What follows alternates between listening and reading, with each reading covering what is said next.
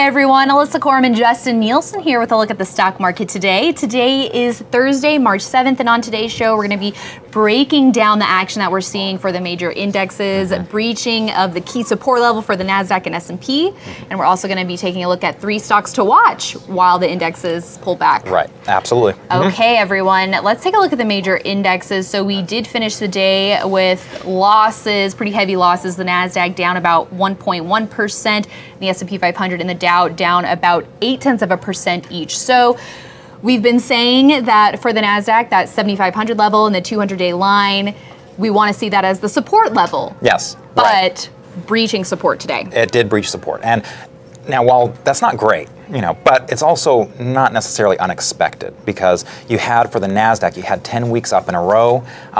It's okay to have a down week, so it by all means does not mean that it's time to go get canned goods and go down into the bunker and hunker down. But it does mean that, it might be a little time to start, thinking of finessing some of your positions. Do you take some profits? I'm teaching my daughter how to drive, and one of the things about when you put your foot on the pedal, you don't slam it, and when you take it off, you don't, just immediately take it off and go right to the brake. So what we're doing right now is we're finessing, taking profits where we have them, maybe cutting some losses, just in case things get worse. But again, there's nothing that is structurally looking damaged at this point. It's just good to be aware of what's happening right now, so you're not just coasting and not checking in on your actual portfolio and your positions. And as far as stocks to watch, we want to be looking for stocks that are holding up while the indexes are pulling back. You absolutely want to stay engaged. This is not time to cancel your subscription.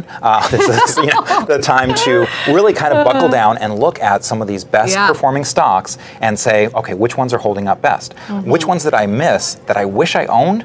And maybe those are some that you can start looking at, maybe getting a secondary entry. If you see some 3 weeks tight, if you see a pullback to the 50-day moving average, these are all opportunities to be looking for, chances to buy these stocks or add to positions that you currently have. And to provide a little bit more context, the losses among growth stocks, not nearly as bad as what we saw widespread. So maybe with some of the weightings with the major indexes towards some of those bigger names getting hit by what macro-wise? Well, so you have, of course, the headline today was the European Central Bank talking about slower global growth. You also had the dollar hitting, new highs, and so whenever that happens, some of the multinationals will have some sluggish results, or at least that's what they always say, right?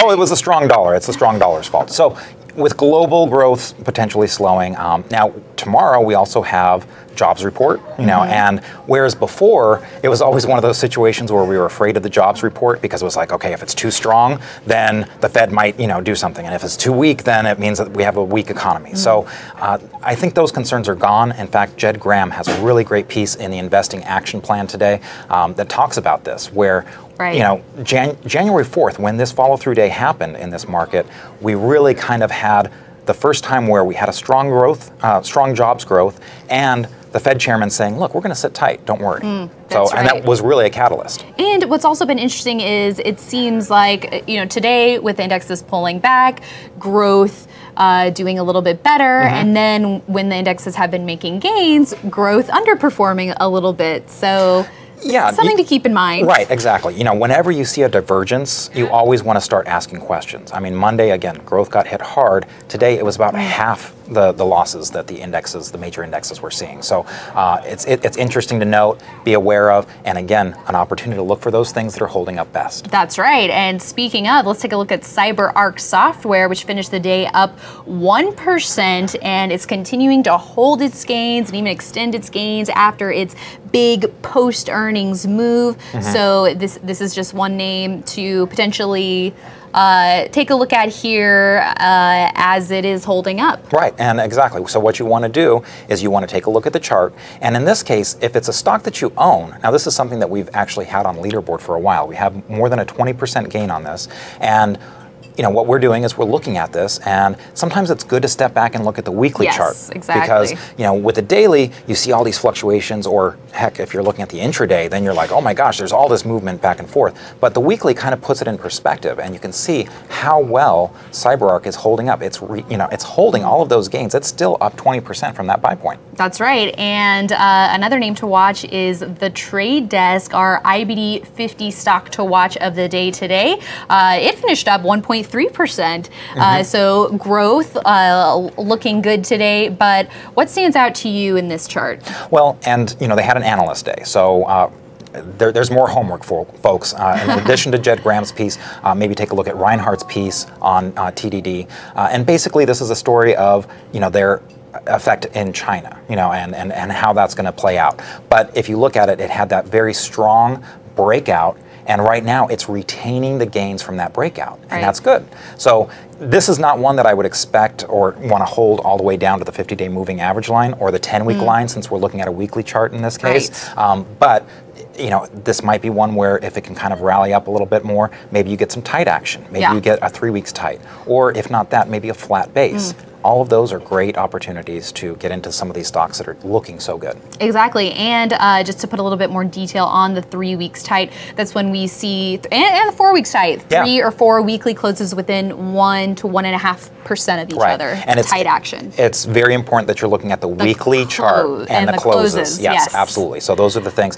Sometimes you will see some fluctuation intra-week, but it's the closes that we're paying the most attention to. That's right, and Bill O'Neill, our founder, he loved looking at weekly charts. He did not just look at the daily charts. He almost had a preference of looking at the weekly charts, right? He absolutely had a preference for weekly. I worked with him for 15 years, and that's what he started with. So when he started, that's really all he had that was available. And so if I ever wanted to mess with him, I could just change the scale on things and stick it on daily charts. And sometimes he'd have to pause a little bit to catch, oh, this is this stock, but weekly charts give you a different perspective, and that can be very helpful, especially when you want to hold a stock or when you're trying to get where is this stock in its move. And we've already had a lot of big moves here, so now it's a matter of which ones are holding up the best. That's right, and last but not least, quickly we want to touch on Xilinx. This was another big mover on earnings that's been able to extend its gains. It's pulled back this week a little bit from its all-time high, but it's still holding around that 120 level. Yes, and this is another one on leaderboard that we have about a 20% gain on. And so, things are, again, still looking fine. I mean, look, it had so many weeks up in a row. It's completely normal for this to take a break at this point. And so now it's not a matter of, oh, do we panic here? It's a matter of, do we have an opportunity to add? I don't like personally adding on weakness. What I like to do is when I start seeing some strength come back in. And, that's the thing is, you'll notice all three of these stocks are also in very strong groups. You know, the chips, Xilinx. You've got the software. Right, exactly. So these are the groups that have been leading the market. That's where you want to focus your attention. Well, and for these names in particular, they are trading well above their 50-day lines. So to see them pull back and rebound from that level, it could take a while. They've seen strong gains. That would be a little bit sharp, especially because Xilinx and TDD, and Cyber, they all had such strong moves off of their earnings. What I'd like to see with those maybe a little bit more is that tight action. You mentioned 3 weeks or 4 weeks tight. If it gets to be 5 weeks, well, now we're looking at a flat base. And so for some of these other stocks, though, that maybe didn't have that big blowout earnings move, those you might be looking more at a pullback to the 50-day moving average. Or some of these might be pulling back to their buy point, and if you see them start rebounding, hey, there's your opportunity. Well, some great insights there and how to look at stocks as we're seeing the major indexes pull back, and it could turn into an opportunity. Absolutely. So again, the big takeaway here from today is stay engaged. Don't fall asleep at the wheel, to use the driving analogy. This is the opportunity to really stay engaged and look for those new opportunities. All right. Thank you, Justin, and thank you all for watching. Be sure you're heading to investors.com for more stock analysis and stock market news. For Investors Business Daily, this is Alyssa Corum and Justin Nielsen. We'll see you tomorrow.